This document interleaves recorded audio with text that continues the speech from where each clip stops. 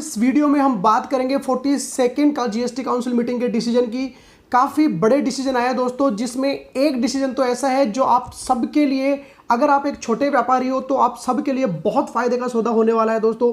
अभी तक आपको भरनी पड़ती थी, अगर 1.5 करोड़ से ऊपर का आपका टर्नओवर और 5 करोड़ तक का आपका टर्नओवर है तो आपको 24 रिटर्न्स भरनी होती थी जीएसटी में, 12 जीएसटीआर 1 और 12 जीएसटीआर 3B।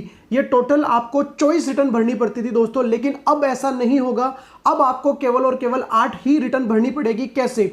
1 जनवरी 2021 से सरकार क्या करने जा रही है, जिनका टर्नओवर 5 करोड़ तक का है दोस्तों, आपको केवल और केवल 3B भी क्वार्टरली ही भरनी है। जीएसटीआर 1 आप क्वार्टरली भर सकते हो, 4 जीएसटीआर 1 और 4 जीएसटीआर 3B, तो टोटल मिला के 8 रिटर्न आपकी जाएगी। आपको मंथली रिटर्न भरने की जरूरत नहीं है, तो 5 करोड़ तक के लिए मंथली रिटर्न भरने की जरूरत नहीं है। लेकिन लेकिन लेकिन लेकिन लेकिन आपको जो पेमेंट होगा वो बिल्कुल मंथली करना पड़ेगा। आपको आपकी लायबिलिटी एक्सेस करनी पड़ेगी और मंथली पेमेंट करना पड़ेगा। जैसे जीएसटीआर 4 में होता है, सीएमपी 08 के द्वारा आपको मंथली पेमेंट करना होता है, वैसे ही जीएसटीआर 3B में आपको मंथली पेमेंट करना होगा। मंथली पेमेंट का एक सिंपल सा चालान आएगा, उसमें बहुत ज़्यादा डिटेल हमें नहीं भरनी होगी। दूसरा, इसमें और इंपॉर्टेंट एस्पेक्ट क्या है दोस्तों, इन्होंने ये बताया कि अमाउंट कैसे कैलकुलेट होगा। अमाउंट आपको कैलकुलेट करना है लास्ट क्वार्टर में जो आपने पेमेंट किया है, लास्ट क्वार्टर में जो आपने पेमेंट किया है, आगे आने वाले 2 महीनों में तो 35% हो जाना चाहिए, और लास्ट का जो महीना है उस क्वार्टर का, लास्ट का जो महीना है क्वार्टर का, उसमें आपको एक्चुअल लायबिलिटी पे कर देनी है। जैसे कि जनवरी, फरवरी, मार्च 2021 की मैं बात करूं तो जनवरी और फरवरी में आपको कम से कम 35% टैक्स का पेमेंट करना है, जो कि आपने अक्टूबर, नवंबर, दिसंबर में पेमेंट किया था। और मार्च में आपको जो भी एक्चुअल अमाउंट आपका बनता है उसमें से आप लेस कर लीजिए जो आप जनवरी फरवरी में पे कर चुके हो, बाकी का अमाउंट आपको पेमेंट करना है। आपको हो सकता है डाउट हो कि मेरे पिछले क्वार्टर में जितना मैंने पेमेंट किया था उसका 35% तो पूरे क्वार्टर में काम ही नहीं हुआ, तो उस केस में मुझे क्या करना है? तो दोस्तों उस केस में तो आपको जो एक्चुअल है वही करना है, आपको आपकी लायबिलिटी एसेस करनी है और अकॉर्डिंगली आपको टैक्स का पेमेंट करना है दोस्तों।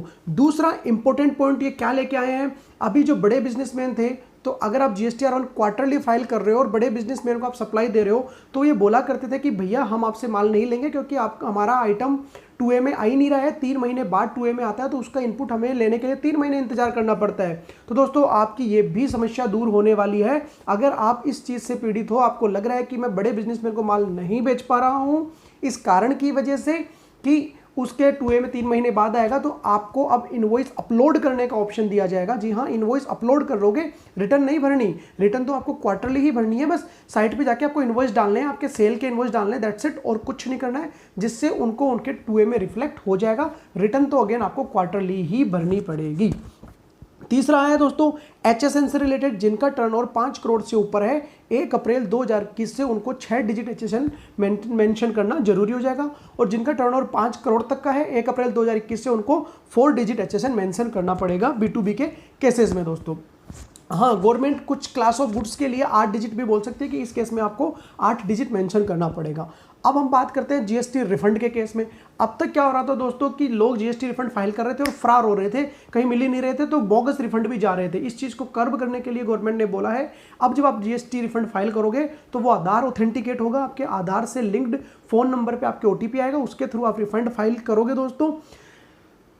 और जो बैंक वैलिडेशन होगा, बैंक वैलिडेशन पैन और आधार के साथ आपका बैंक वैलिडेशन होगा। जब तक बैंक वैलिडेशन नहीं हो पाता आपको रिफंड का अमाउंट नहीं मिल पाएगा। इसके साथ साथ जीएसटीआर 2B का भी इन्होंने बोला है कि जीएसटीआर 2B अब आपके लिए हेल्पफुल है इनपुट क्लेम करने के लिए।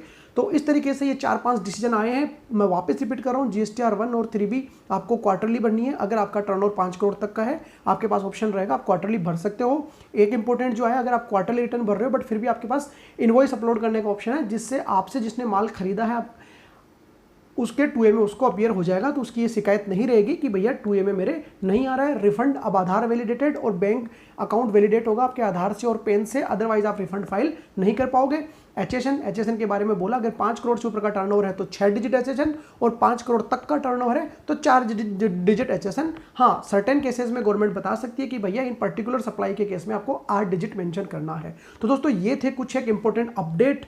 आई बिलीव आपको ये वीडियो पसंद आई होगी दोस्तों। जैसे ही और कोई अपडेट आती है, प्रेस रिलीज इस पर आती है दोस्तों, हम आपके साथ जरूर शेयर करेंगे। तब तक के लिए आप चैनल को सब्सक्राइब कर लीजिए, बेल आइकन पर क्लिक कर दीजिए, और जैसे ही कोई नोटिफिकेशन आएगी जैसे ही अगर आपने बेल आइकन पर क्लिक करके रखा हुआ है तो उसका वीडियो सबसे पहले आप तक पहुंचेगा। तो मिलते हैं दोस्तों नए वीडियो में नई अपडेट के साथ। Thank you so much. जय हिंद, जय भारत।